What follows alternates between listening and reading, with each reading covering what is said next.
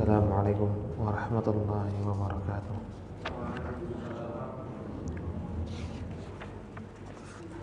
Alhamdulillah wassalatu wassalamu ala rasulillah wa ala alihi wa sahbihi wa sallam tasliman mazidan wa ba'd.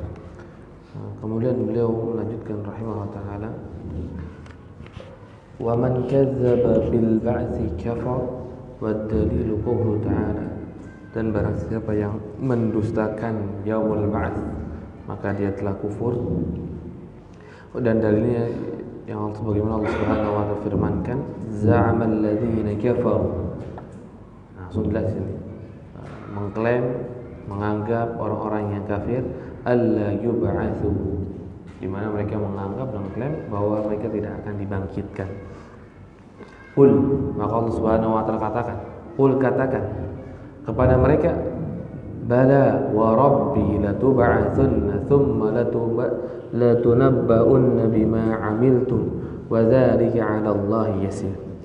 Maka Allah Subhanahu wa taala langsung katakanlah, tentu kalian akan dibangkitkan demi Rabbku.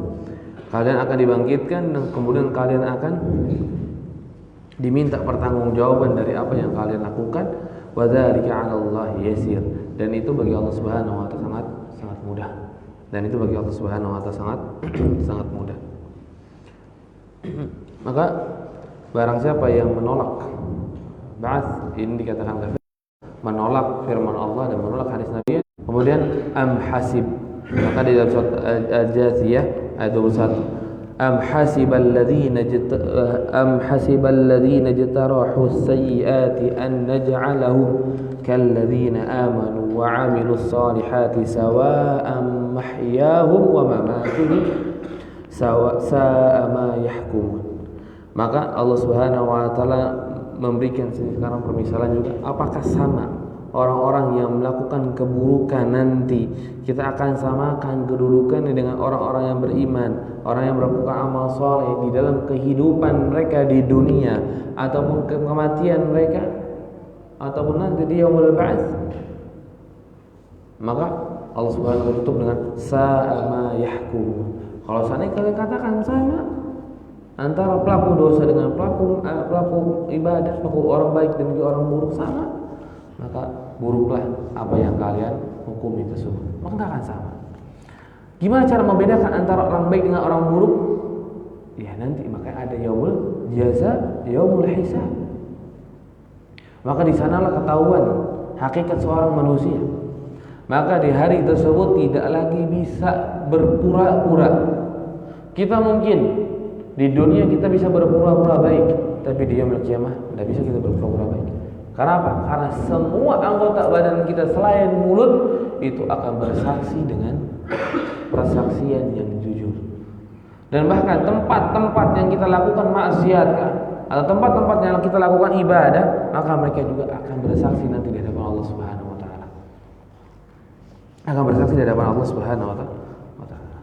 Maka penting untuk kita mengetahui bahwa yaumul ba'ts, yaumul jaza, yaumul hisab itu adalah suatu hal yang pasti nanti Allah Subhanahu wa taala tegakkan.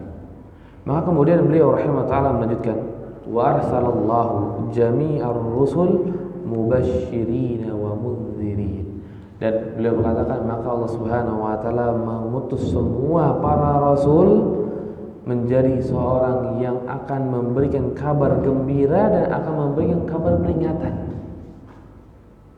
Ini tugasnya para nabi. Makanya ketika Rasulullah memanggil seluruh orang Quraisy di bukit Abi Qubais, beliau memanggil mereka semuanya, ya ahlal Fihr, ya ahlal Quraisy, ya ahlal Hashim. Maka berkumpul mereka semua orang Quraisy. Apa yang katakan Rasulullah sallallahu alaihi wasallam? Inni Rasulullah ilaikum. Sungguh yang adalah utusan Allah Subhanahu wa taala kepada kalian, mubasysyirin wa mundzirin. Saya akan memberikan kabar gembira dan kabar buruk. Belum selesai apa diberi kabar, tapi tiba-tiba Abu Lahab langsung berkata, tabbat sa'iral yaum jama'tana liha,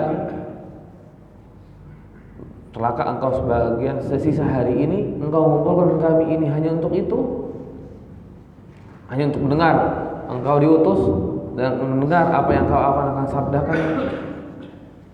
Maka itu yang dikatakan oleh Abu Lahab. Maka semua para nabi mubasysyirin wa mundzirin. Dan dalilnya adalah firman Allah Subhanahu wa taala surah An-Nisa ayat 165, rusulan mubasysyirin wa mundzirin li'alla yakuna lin-nas 'ala Allahi hujjatun ba'dar rusul. Kenapa hikmahnya para nabi dan para rasul ini sebagai pemberi kabar gembira dan kabar buruk? Supaya apa? Supaya manusia nggak punya hujah lagi. Oh, kita nggak dikasih petunjuk. Oh, kita itu nggak diberikan sebuah jalan supaya kita tetap di dalam kebenaran. Supaya kita itu tetap dalam kebaikan. Nggak ada yang ngasih tahu kita. Kita cuma hanya otodidak. Nggak. Supaya hilang itu, maka Allah Subhanahu wa taala jadikan para rasul dan para nabi menjadi orang yang memberikan kabar gembira dan orang yang memberikan kabar buruk. Jadi para nabi bukan hanya memberikan kabar gembira saja, oh surga, kebaikan, fadhailul a'mal, tidak. Dan juga para nabi juga mengkabarkan tentang keburukan kalau melakukan amalan ini dan amalan itu. Dosa ini dan dosa itu. Jadi harus seimbang. Roja dengan khaufnya harus seimbang. Dan juga Allah Subhanahu wa taala sebutkan dalam ayat yang lainnya, wa ma kunna mu'adzibina hatta nab'atsa rasula.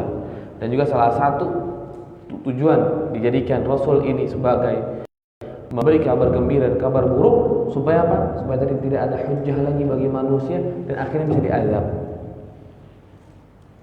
Ketika dia sudah tahu bahwa ada yang mendakwahi mereka, ada yang menyuruh kepada mereka, ada yang mereka nggak ikut, ya mereka tanggung jawab sendiri.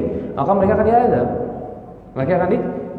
Maka Allah Subhanahu wa taala berfirman, "Wa ma kunna mu'adzibina hatta nab'atsa rasul." Dan kami tidak akan mengazab seseorang pun sampai kami utus seorang rasul.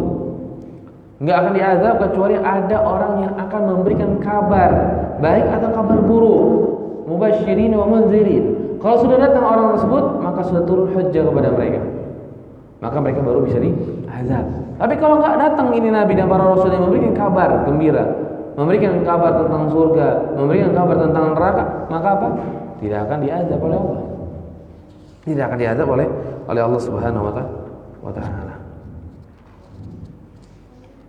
Maka beliau menutup pembahasan tersebut. Insyaallah ada satu lagi pembahasan yang kita sisakan di pertemuan terakhir, permasalahan tauhid insyaallah taala. Kemudian wa awwaluhu Nuh, dan yang pertama dari rasul itu adalah Nuh. Rasul yang pertama Nuh. Rasul bukan nabi. Rasul yang pertama adalah Nuh alaihi salatu wasalam, wa akhiruhum Muhammad. Dan yang terakhirnya Nabi Muhammad. Maka kita pernah membahas tentang permasalahan hadis syafaat kalau nggak salah. Tentang syafaatul uzma. Manusia berbondong-bondong datang kepada para rasul, pertama dari Nabi Adam, kemudian nanti ke Nabi Nuh. Dan ketika Nabi Nuh, para manusia berkata, "Anta awwal rusul." Engkau adalah awal rasul yang pertama. Engkau adalah rasul yang pertama. Maka rasul yang pertama adalah Nuh alaihi salatu wasalam, dan terakhir adalah Nabi Muhammad sallallahu alaihi wasallam.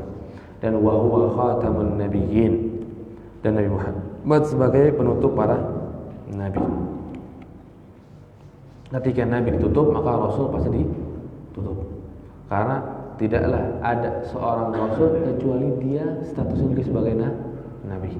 Karena rasul lebih tinggi daripada nabi. Makanya ditutup nabi.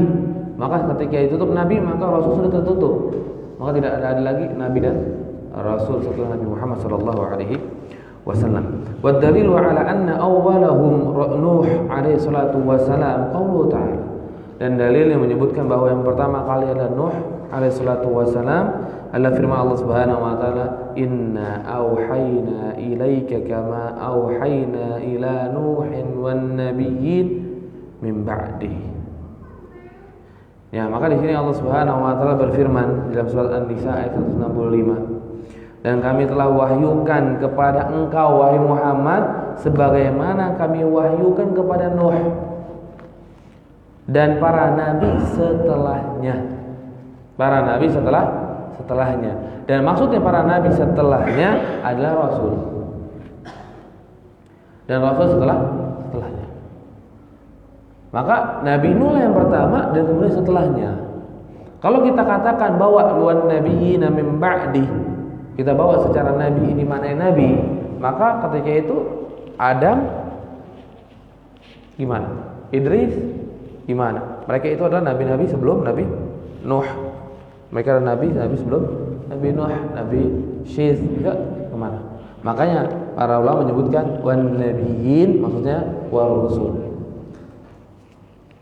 min ba'dihi dari setelahnya. Para rasul dari setelah para nabi Nuh alaihi salatu wasallam. Maka ayat ini menunjukkan Nabi Nuh lah rasul yang pertama.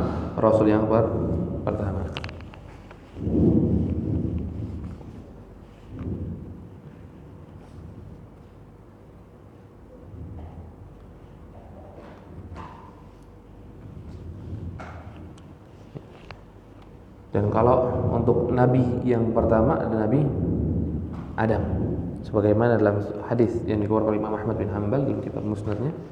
Ketika itu Abu Dzar Al-Ghifari radhiyallahu anhu bertanya, "Qultu ya Rasulullah, ayyul anbiya'i kana awwal?" Maka Abu Dzar berkata, "Ya Rasulullah, nabi apa yang pertama? Siapa nabi pertama? Siapa yang nabi pertama?" Maka Rasul berkata, "Adam." Adam. "Ya Rasulullah, wa nabiyyun kana?" Maka ditanya, "Itu Adam itu nabi atau bukan?" Maka qala, "Na'am, nabiyyun mukallam." Dia adalah nabi yang diajak berbicara oleh Allah Subhanahu wa taala. Nabi Adam bukan sekedar diajak bicara, dan beliau berbicara kepada Allah. Ya enggak? Di surga Nabi Adam dengan Allah berdialog. Berdialog.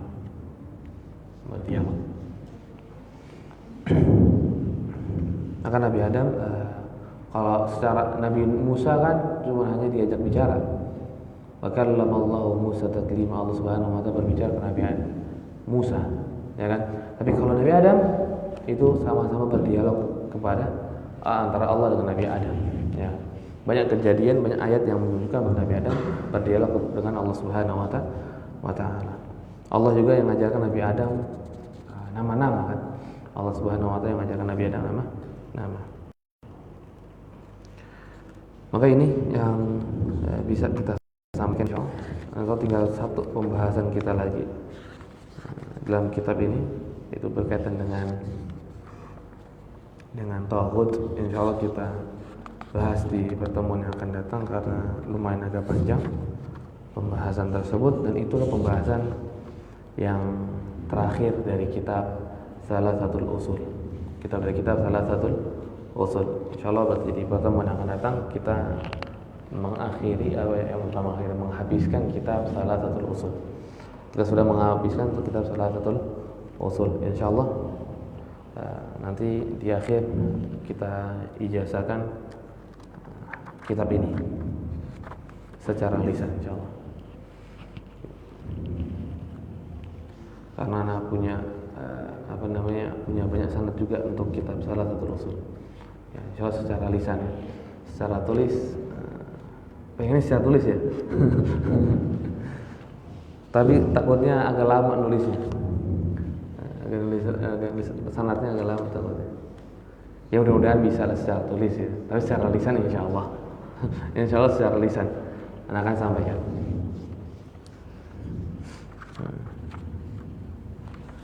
Ya mungkin menanyakan Ustaz, ini di media kan banyak berseliweran itu tentang pertanyaan 3 malaikat di dalam barzah itu.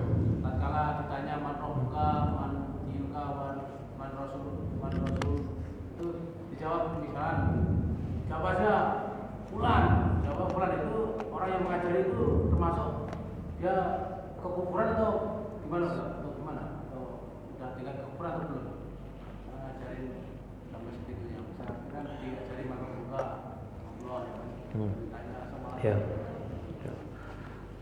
Bismillah, alhamdulillah, salatu wassalamu ala rasulillah Muhammad. Ya, emang sekarang lagi banyak nih orang-orang yang bukan satu dua, sudah lumayan banyak yang ketika berkaitan dengan tanyaan malaikat munkar dan nakir Jawabannya nanti jawab aja jamaah fulan gitu. Maka ini sebuah hal yang kesalahan yang dilakukan oleh orang tersebut. Dan apakah sampai ke kufuran? Maka jawabannya sih enggak sampai ke kufuran, karena dia masih mengimani pertanyaan tersebut. Cuman hanya jawabannya yang salah. Dan itu kesalahannya dia sangat fatal. Karena jawabannya itu jawab ketika itu jawaban dengan iman bukan dengan hafalan. Kan seolah-olah ketika disuruh jawab jawaban dengan hafalan, enggak, jawabannya dengan iman.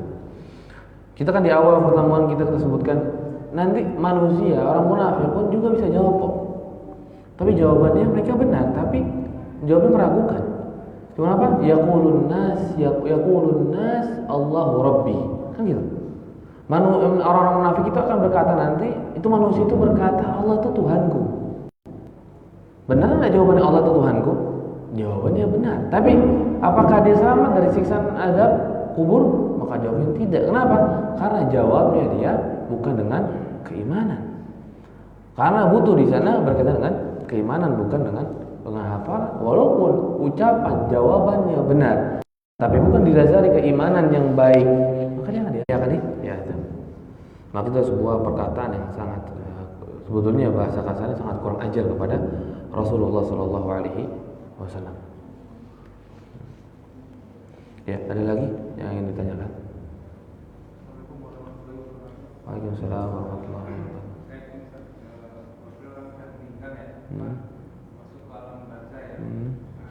Seandainya dalam barzah itu akan ditemani amal mereka ya, kalau amalnya baik kan putih seperti itu tadi. Nah, seandainya sudah ditemani amalnya putih, apakah proses alam berikutnya mudah nanti di situ dapat amal dengan menerima kanan, terus mendapat syafaat, terus masuk surga. Artinya apakah dalam bahasa itu menentukan proses berikutnya ya? Ya, syukur barakallahu fikum. Ya, bismillah, alhamdulillah, salatu wassalamu ala rasulillah. Nah, jadi kalau seandainya kita ditemani dengan teman yang baik nanti di alam barzakh, apa kita sebuah tanda? Maka jawabannya ya, itu sebuah tanda kemudahan dia itu akan masuk surga Allah Subhanahu wa taala. Karena di awal awalnya dia sudah mendapatkan kebaikan. Di awalnya dia dapat kebaikan. Maka itu sebuah tanda. Dan orang yang mendapatkan keburukan di alam kubur selama dia masih muslim, ya masih muslim kan dapat keburukan karena ya amalnya kan tergantung amalnya dia. Kalau amalnya banyak kan dia mencuri, misalkan zina, atau amalnya ini dan itu, maka akan ditemani dengan amal itu. Yaitu kan Rasulullah ma yusibul muslim. Rasulullah menyebutkan tidaklah ada yang menimpa seorang muslim dari sebuah musibah, dari keletihan, kecapean, ataupun dari rasa capek, pusing misalnya, beban pikiran ataupun yang lainnya, ataupun hatta syauka, sampai duri saja, duri yang menusuk kepada kaki kita misalkan, itu apa? Kecuali Allah Subhanahu wa taala akan mengampuni dari dosa-dosanya. Maka para ulama dari hadis tersebut membawakan berarti orang-orang muslim mukmin yang ketika di alam barzakh mendapatkan ujian, mendapatkan azab, anggap seperti itu, maka itu akan bisa menggugurkan dia untuk ke step selanjutnya. Maka kita kan punya sebuah hadis juga kan, ada sebuah hadis, ada seorang tiba-tiba yang berhak diazab kemudian ditarik cambuknya. Kemudian dia berkata, bukankah emang saya layak untuk dicambuk? Bukan untuk saya itu layak untuk disiksa? Maka jawabannya apa? Engkau sudah tidak lagi karena anakmu senantiasa memintakan ampun. Senantiasa memintakan ampun. Maka di alam barzakh kalau kita masih muslim, kita diazab misalkan, nauzubillah min dzalik, ada diazab, kemudian itu bisa jadi sebuah pengguguran dosa bagi dirinya sampai yaumul hisab tegakkan. Yaumul hisab ditegakkan, maka selesai bagi dirinya nanti. Maka apakah itu sudah bisa menggugurkan sebagian dosanya akhirnya memberat timbangan pahalanya atau belum? Maka yaumul hisab nanti penentunya. Kalau sudah dihisab mau masuk neraka, maka akan masuk neraka. Allah tidak ampuni, maka Allah tidak ampuni, masuk neraka. Tapi kalau Allah Subhanahu wa taala ampuni, maka dia akan masuk surganya Allah Subhanahu wa taala. Kalau muslim, kalau mukmin. Tapi kalau dia musyrik, munafik, kafir, maka dia langsung masuk ke neraka. Itu sebuah tanda keburukan dari alam barzakh untuk masuk ke dalam neraka. Untuk masuk dalam neraka. Makanya kita tidak boleh memastikan seseorang muslim mati dalam keadaan Islamnya dia penghuni surga atau penghuni neraka, nggak boleh. Ya karena apa? Kita masing kali. Dan itu bagian dari akidah kita. Bagian dari akidahnya kaum muslimin, bagian akidah dari Ahlussunnah wal Jamaah. Nah, boleh kita memastikan orang baik dia surga, dan kalau kita nggak boleh memastikan orang buruk dari kaum muslimin dari kaum mukminin penghuni neraka. Yang ada kita mengharapkan dia penghuni surga karena kebaikan yang dia telah lakukan, dan kita berdoa kepada Allah Subhanahu wa taala supaya orang-orang yang lain ini diampuni karena banyak melakukan perbuatan dosa. Mungkin ini ada lagi yang ditanyakan? Tidak ada. Syukran, barakallahu fikum. Assalamualaikum warahmatullahi wabarakatuh.